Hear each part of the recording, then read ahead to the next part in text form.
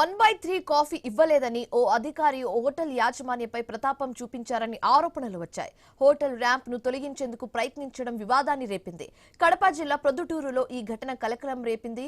Hotel కు వెళ్లిన municipal అధికారి 1/3 కాఫీ ఇవ్వాలని కోరారని తెలుస్తోంది. అయితే ఆ విధానం తన హోటల్లో లేదని యజమాని సమాధానమిచ్చారని సమాచారం.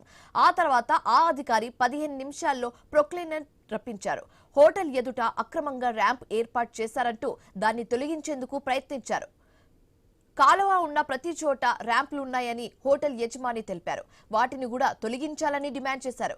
అయితే ఆ దశలో హోటల్ యజమాని రోడ్డుపై పడుకొని ప్రొక్లైనర్ ను అడ్డుకున్నారు. చివరికి మున్సిపల్ అధికారి వెనక్కి తగ్గారు. 2 రోజుల క్రితం జరిగిన ఈ ఘటన వీడియో సోషల్ మీడియాలో తెగ వైరల్ గా మారింది.